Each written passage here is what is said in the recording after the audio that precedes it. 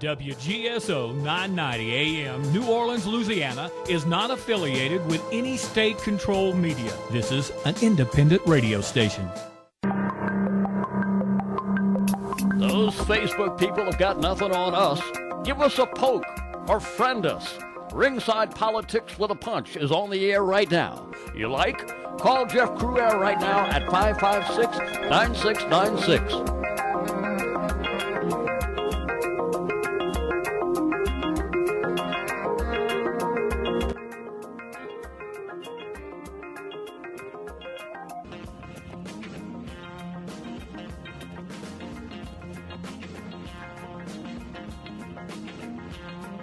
Hey, you know, folks, we've been talking about this Mother's Day shooting for quite a while. And interesting aspect of the shooting concerns, of course, these alleged shooters, the Scott brothers.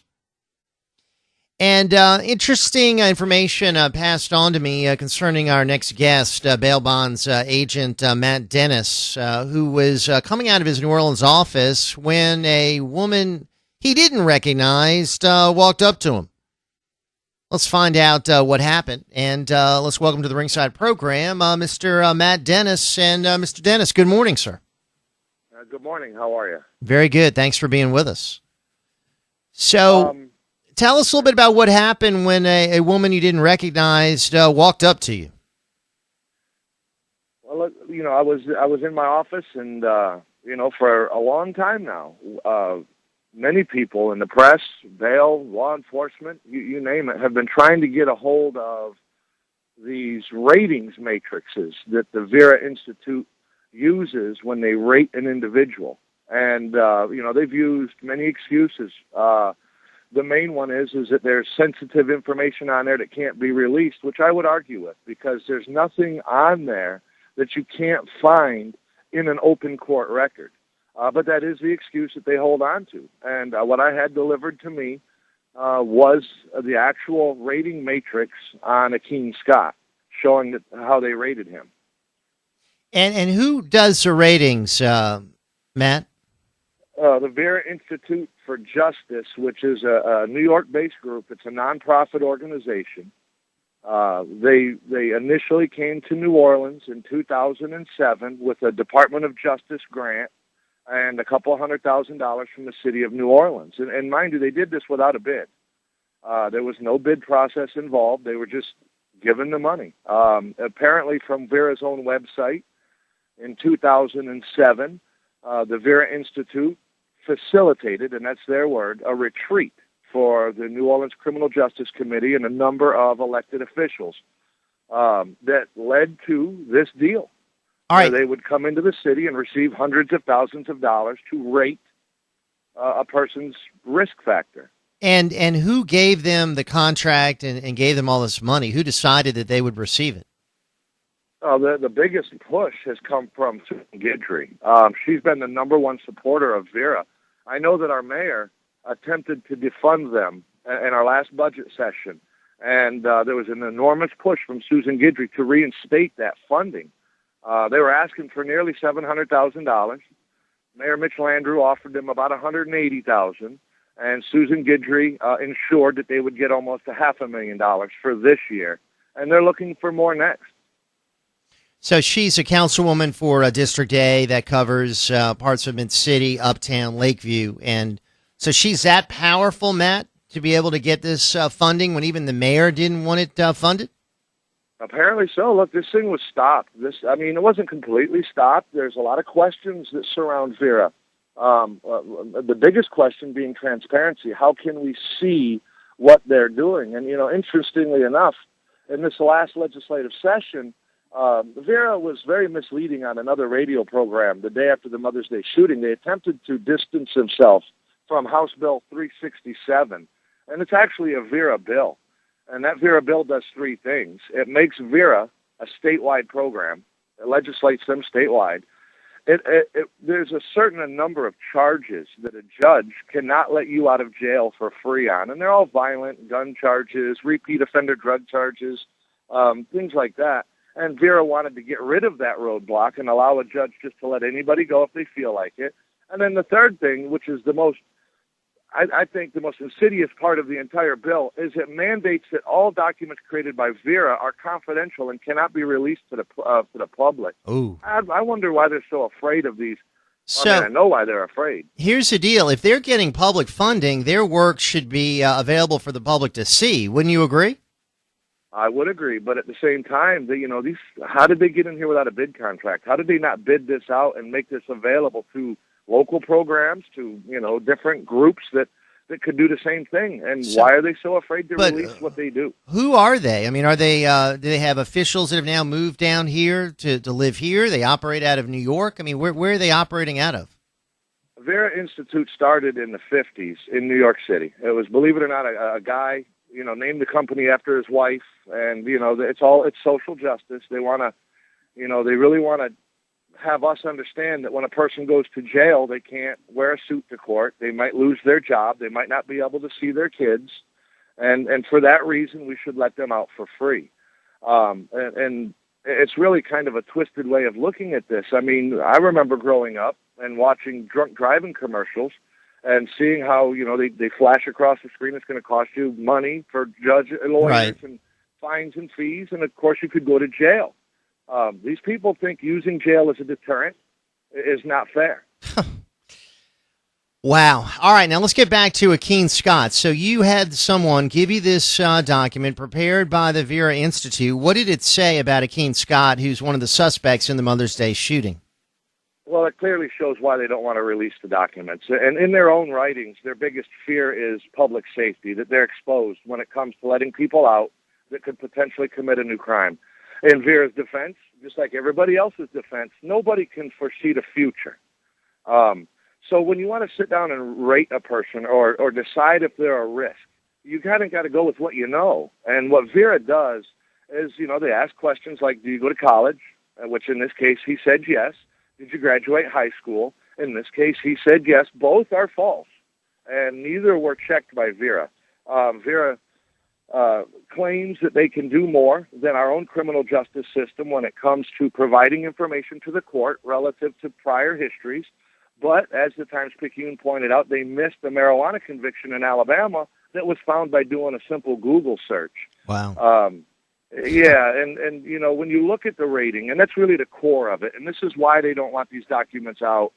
They go through all of this stuff. They look at everything that you do, and they determine your rating factor. But interestingly, what they don't look at is why you're currently in jail.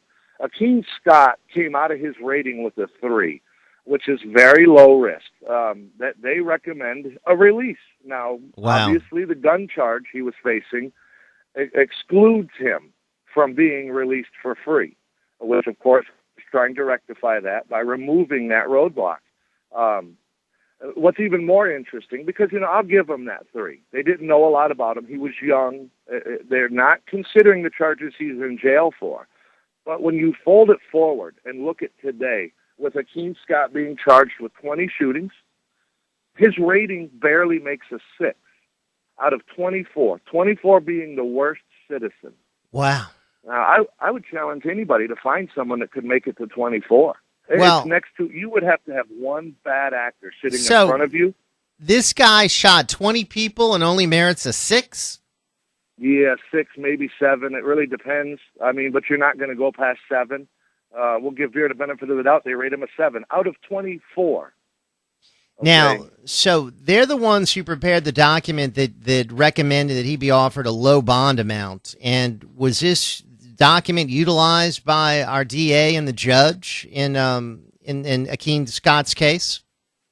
It's interesting. In April of last year, they had their final meeting. They were going to set the kickoff and go full speed. And I think everybody in the criminal justice world agreed that Vera is assisting the public defenders in determining who can get a free lawyer. But there's very little assistance anywhere else. Not long after the budget hearing and the decision on to give Vera $500,000, the judges made a determination that they would not utilize Vera and literally threw them out of the courthouse. Again, in comes Susan Guidry. A lot of pressure was put on the judges to let them back in.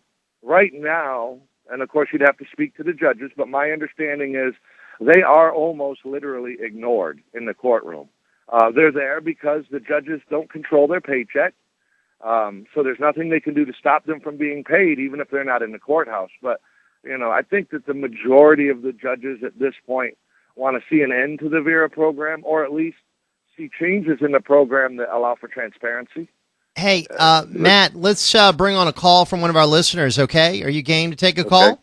Sure. All right. We're joined here by bail bonds agent Matt Dennis, explaining what happened to him the other day when he was given a document. And it talks about the Akeem Scott case and also the Vera Institute of Justice, which runs the pretrial services program in Louisiana, making both recommendations on bail amounts as well as facilitating the free release of individuals who qualify. And this individual who shot 20 people previously had been given a 3 on a scale of 0 to 24. And, wow, even after shooting 20 people, he would only merit a 6 or 7 on a scale from 0 to 24. Wow, what does it take to get even a 12? My gosh. Let's go to Tony in Metairie. Hey, Tony, you're on with Matt Dennis. Good morning. Good morning.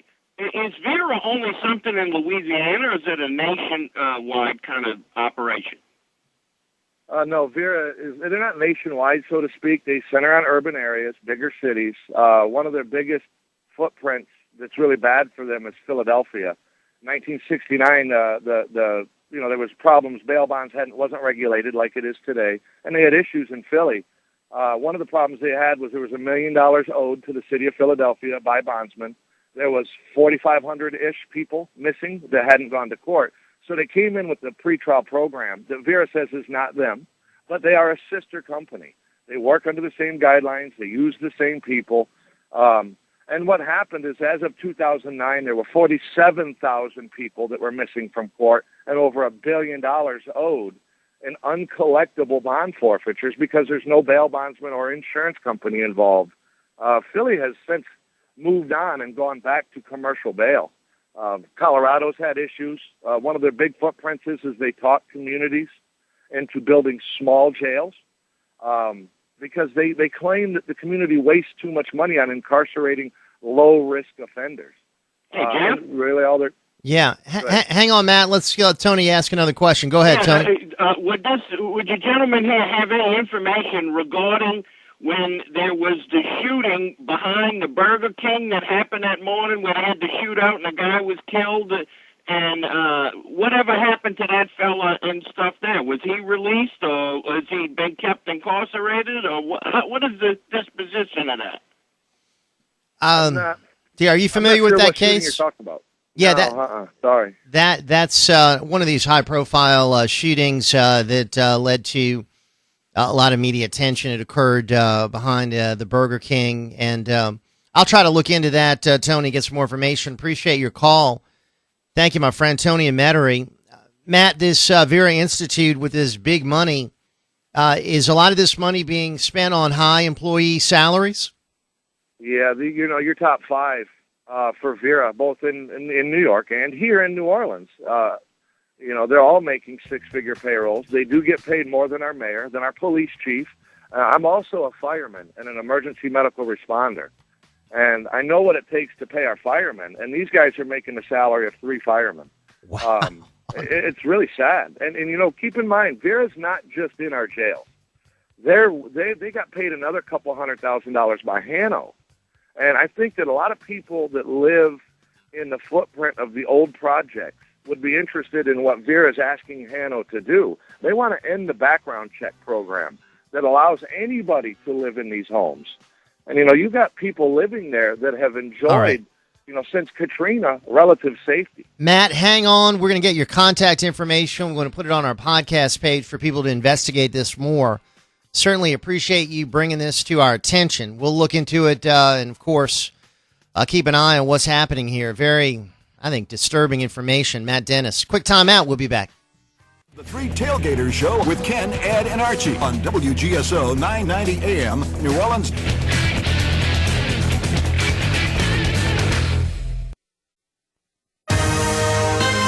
NBC News Radio, I'm Dirk Van. Breaking news, New Jersey's Frank Laudenberg, the oldest serving senator, has died at age 89.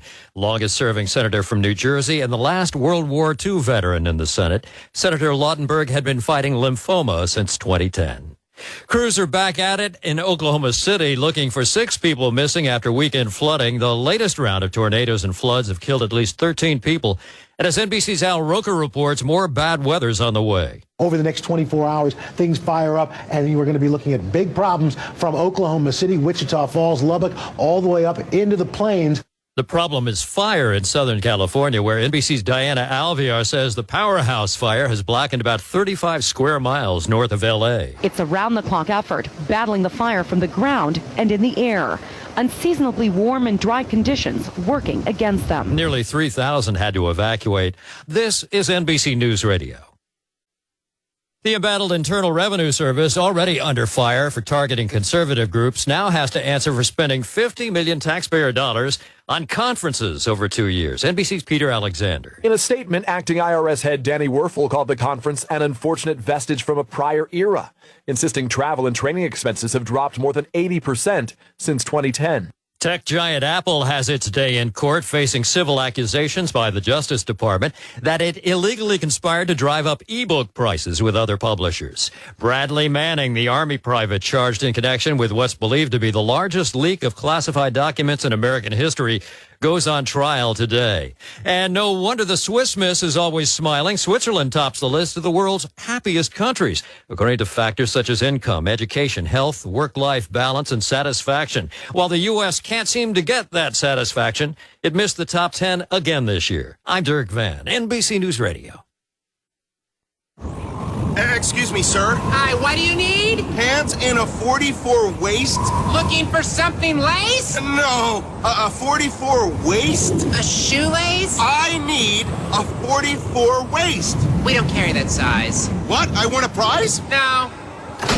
Stop shopping in no man's land. There's a better way for bigger men to find clothes. Now open. Visit DestinationXL.com to find a store near you. Destination XL. Big on being better.